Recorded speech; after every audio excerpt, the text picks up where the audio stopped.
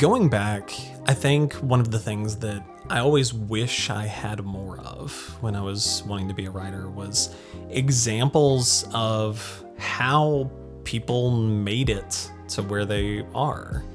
I think a lot of times, so much of the information that we get and so much of the self-help content, whatever, is focused around driving actual results. Do X, Y, and Z, and you will get A, B, and C. And the reality is that isn't always true.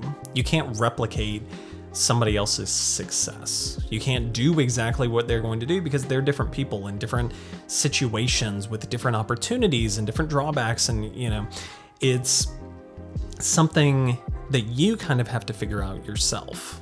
But having a barometer, having somebody who's been there, who has gone through it, who has figured that out, can provide, if nothing else, some level of inspiration for how to get there. I realize I haven't really done that myself. And so I think it's a great opportunity for me to kind of walk you through where I came from and how I ended up being a writer today. You might notice I'm taking a much more informal approach. It feels like the right call for this, to hold my microphone in my hand instead of being a little bit more formal. We'll see how it goes. I'm going to break it down into, I think, 3 good sections. How I realized I wanted to become a writer, what happened when I started actually pursuing writing, and then how I actually came to be a professional writer today. For background, I am a professional writer. I work in marketing, I'm a copywriter, I work for an agency, and so day in, day out, I am doing the thing that I went to school for, doing the thing that I'm talking to you about. I'm not really incredibly successful, I'm not famous, but I have developed some skills and some insights over the years that I think are helpful. Honestly, I didn't want to be a writer initially.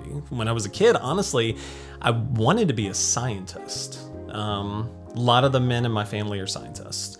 My brother's a scientist, my uncle, my grandfather. It was a thing that I felt was just kind of, the family business in a way, something that I was going to have to pursue whether I wanted to or not. And when I was a kid, I didn't mind the opportunity or that as an option, because I was good at math, I was good in science, I didn't have any issues there.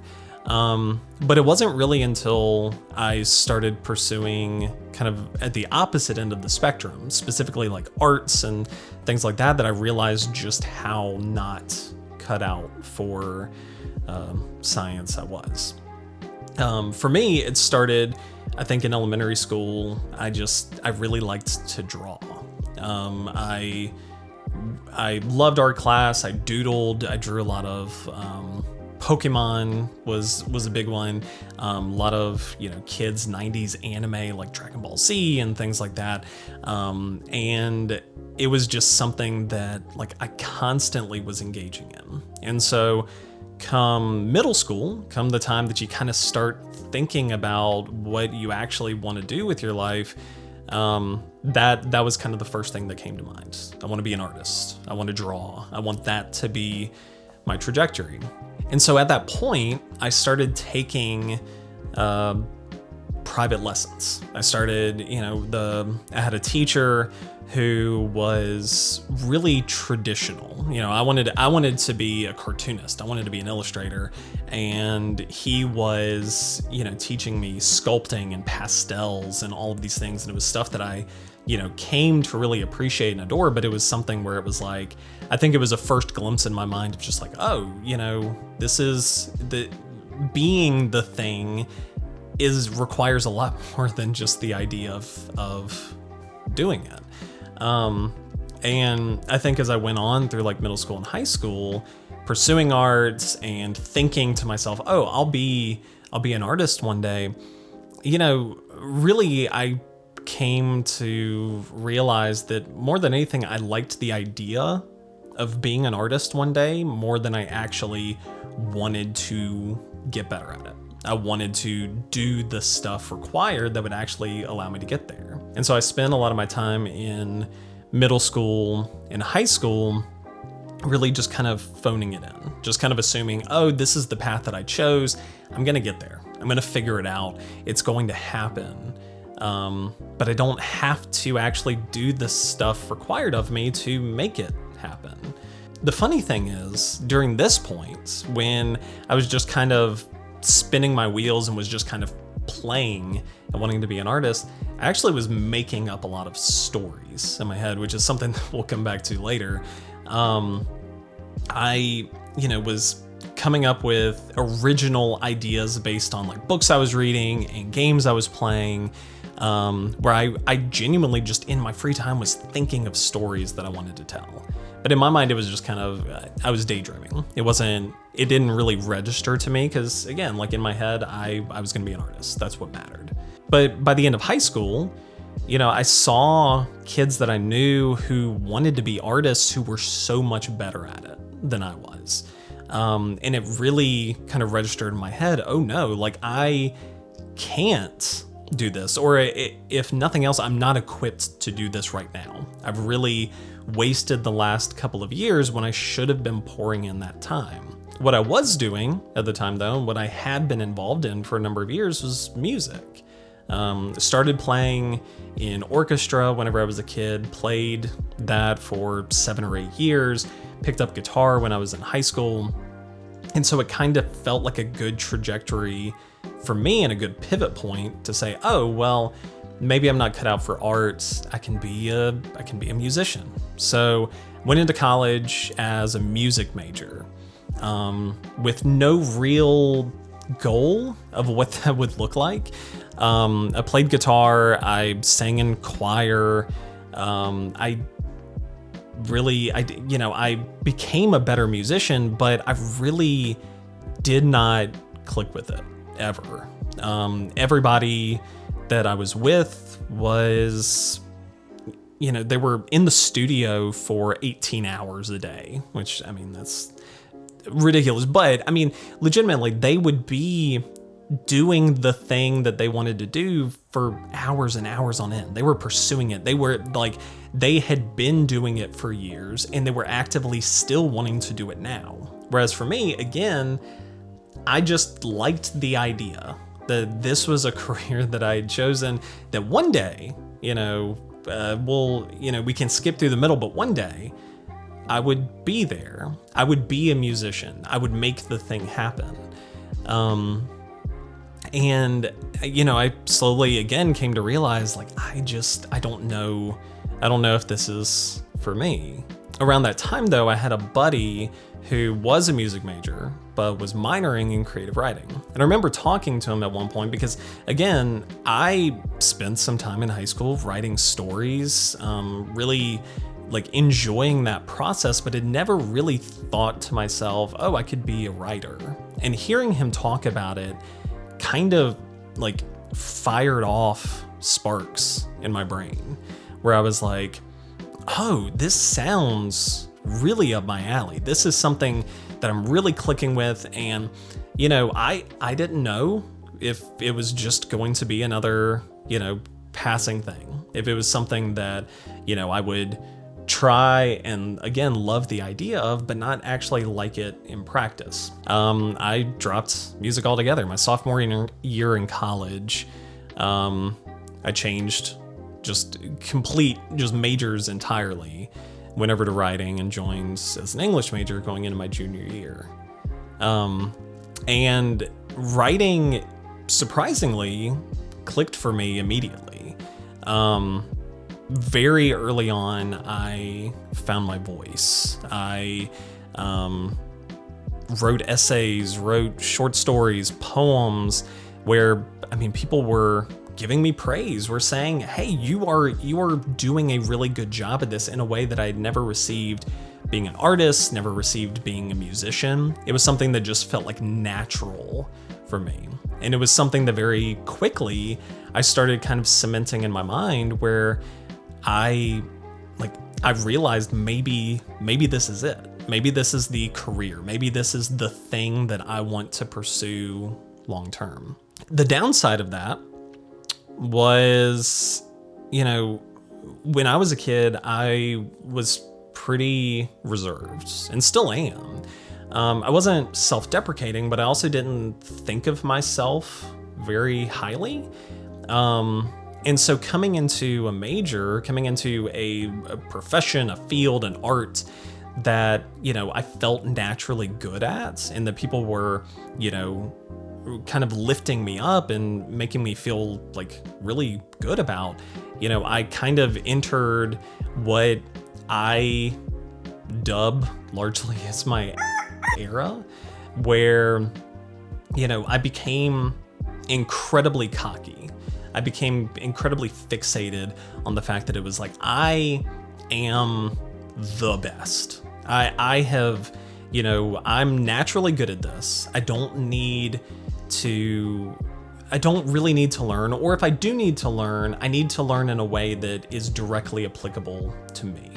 Because, professors, they don't get where I'm coming from. They don't know where my head's at. They don't know what I'm thinking. They don't know what I want to come up with. Like, they just don't get it. And I spent a good amount of that time in college, like, working and getting better, but also really stifling a lot of my growth because I was so convinced that I had the formula figured out. That because I had a natural predisposition to being able to write, that I wasn't going to have to practice. I wasn't going to have to grow and learn. Which is something that I, very quickly realized whenever I graduated college. Because when I graduated college, I kind of assumed, I'm going to hop out and, I'm going to finish my novel and it's going to publish immediately. And while I'm working on that, I'll submit some, freelance proposals, and those will get picked up, and I'll get some, nice steady stream of income, and maybe I'll start a blog. Everybody will love it. And none of that happens. I got approached for a couple of jobs. I approached people about a couple of jobs and was turned down consistently. I could not, for the life of me, get a freelance gig. And any sort of side project that I took on, whether it was a blog or some sort of like side writing thing, or even just creative thing, really didn't pick up traction, to the point where like I even struggled to have friends and family engage with it. It was hard because, in the years prior, I'd come to realize that writing was my thing. It was a thing that I was good at, but it was also a thing that I was passionate about. And so having this, sharp reality hit me where I wasn't as good of a writer as I thought. I was good, but, I wasn't God's gift to the world. I couldn't just do what I wanted and be hired for what I wanted and just, ease into that into my early 20s. It was something that, I quickly realized I may not have the avenue for. I may have to, grind it out and figure it out, and maybe it just never happens. I don't know. And I spent a lot of time during this period kind of mourning my identity as a writer, because I liked the idea of being a writer the same way that I liked the idea of being an artist, or I liked the idea of being a musician. But I wanted to write. I wanted to do the process of writing. I wanted to be a better writer. And the older that I got, keep in mind, like this period, I'm in my mid-20s, the older I got, the more that I was humbled by the fact that like I was struggling in this. And I wanted to grow. I wanted opportunities to grow and learn. I didn't want to be the best writer in the room. I just wanted to be a writer. I just wanted somebody to want me to be a writer. And so I spent a lot of time during this period working random odd jobs. I was a barista for a number of years. I worked in a funeral home for a week. I worked as a real estate agent. I worked in a warehouse doing like shipping and receiving. I worked for a nonprofit. I worked for a fast food chain doing marketing. And during this period, I looked for any opportunities to write. Just in the back of my mind, I hoped it would turn into something, but really deep down, I wanted to just engage with that part of myself. I wanted to just write. I wanted to feel like I was doing the thing that I was made to do. You know, so I'd help design a website and I'd write a couple of blurbs. I'd work for this company and do a few social media posts. I picked up a couple of freelance gigs that paid, the equivalent of probably $5 an hour. Not even worth the money that I was receiving for it, but it was something that kept me engaged. Meanwhile, while all of this stuff is going on, an old buddy of mine from college had been actually doing the thing. He had started writing, he had, made his way into the industry, and he was doing it consistently for years and years. And he was growing and getting better, and, he and I kept in touch periodically. And, I was at a period where I was really trying to find my way into writing. And he and I both, I think at the time, were doing like some social media stuff. We were having overlap where, we had some similar like followings. We were doing some hobby Instagram accounts and everything. And it kind of got us in touch a little bit more than we had been in previous years. And it ended up kind of connecting a pathway for me to get involved doing contract work for him, with him, which eventually, turned into a full-time job, which is how I got here. Looking at this whole story in full, I don't think there's an inspirational thing that I can really like throw out and give as like, oh, again, if you do X, Y, and Z, you will get this. You will be a writer. You will publish the novel. You will sell that pitch, whatever. Because the reality is like, that isn't guaranteed. Like, you are not, my becoming a writer in part was because of somebody that I knew, partially due to luck, but it was also due to the fact that I kept wanting it. And I think, okay, I lied. There is an inspirational thing that I can give here. And it's that nothing in the world is 100% luck. Nothing in the world is 100% skill. Everything that matters, everything that you get that is worth something to you is some combination of the two. Whether it was, meeting your spouse or landing a dream job. Like, there is a combination there of being in the right place at the right time, knowing the right people, but also putting yourself out there and practicing the skills that allowed you to actually kind of find success in that. And that's the big takeaway. Like, if there's anything that I would want somebody to take away from my story, it's not flashy, it's not, overly moving in any sort of way, but the thing that I would want somebody to take away is that if there's something that you really want, if there's something that you want to do, if it's writing, if it's art, if you want to be an accountant, if you want to like be a better baseball player, the only way to make that happen is to do it and try to do it. And it sounds silly, like, because I feel like that's what a lot of people say. It's like, you miss 100% of the shots you don't take. Wayne Gretzky, Michael Scott. But that's a real thing. No matter who I knew, no matter what opportunities presented to me, if I didn't stay wanting to be a writer, if I didn't stay practicing that and doing that thing over years and years when it seemed like it was futile, when it seemed like there was no point in me doing it because I was just going to be working jobs that I didn't like forever. If I had just given up, I never would have ended up becoming a writer. Because at the end of the day, going all the way back, wanting to do the thing is great. But if you aren't actually taking the steps to be better at the thing, it doesn't matter.